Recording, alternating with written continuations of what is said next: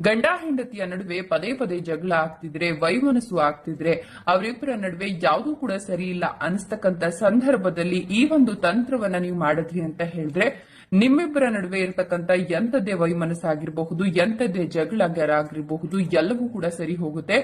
ನೀವು ನೆಮ್ಮದಿಯುತವಾಗಿ ಜೀವನವನ್ನ ನಡೆಸಬಹುದು. ಸೊ ಭಾನುವಾರದ ದಿನ ಈ ರೀತಿಯಾಗಿ 1 ಹಿಡಿಯಷ್ಟು ಕಲ್ಲುಪ್ಪನ್ನ ತೆಗೆದುಕೊಂಡು 2 ಒಣಮೆಣಸಿನಕಾಯಿನ ತೆಗೆದುಕೊಳ್ಳಿ.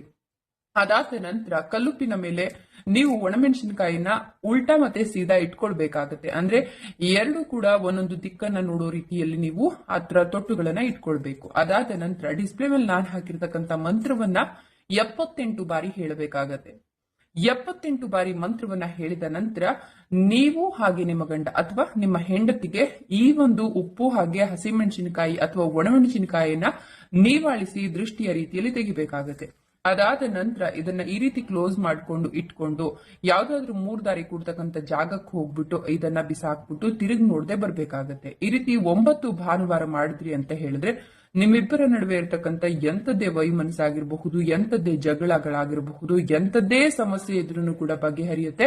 ಸೊ ಯಾವುದೇ ತಂತ್ರ ಮಾಡಿದ್ರು ಅಷ್ಟೇನೆ ನಂಬಿಕೆ ಇಟ್ಟು ಒಳ್ಳೆ ರಿಸಲ್ಟ್ಗೋಸ್ಕರ, ಒಳ್ಳೆ ಉದ್ದೇಶಕ್ಕೋಸ್ಕರ ನೀವು ಮಾಡಿದ್ರಿ ಅಂತ ಹೇಳಿದ್ರೆ ನಿಮ್ಗೆ ಒಳ್ಳೇದೇ ಆಗುತ್ತೆ. ಸೊ ಯಾವುದೇ ತಂತ್ರ ಮಾಡಬೇಕು ಅಂತ ಅಂದ್ರೂ ಕೂಡ ಭರವಸೆ ಇಟ್ಕೊಂಡು ನೀವು ಮಾಡಿದ್ರಿ ಅಂತ ಹೇಳಿದ್ರೆ ಖಂಡಿತವಾಗಿಯೂ ಕೂಡ ಒಳ್ಳೇದಾಗುತ್ತೆ. ಸೊ ಈ ಉಪ್ಪು ಹಾಗೆ ಒಣಮೆಣಸಿನಕಾಯಿ ತಂತ್ರವನ್ನ ಒಮ್ಮೆ ಮಾಡಿ ನೋಡಿ, ಖಂಡಿತವಾಗಿಯೂ ಒಳ್ಳೆ ರಿಸಲ್ಟ್ ಇದೆ. ಧನ್ಯವಾದಗಳು.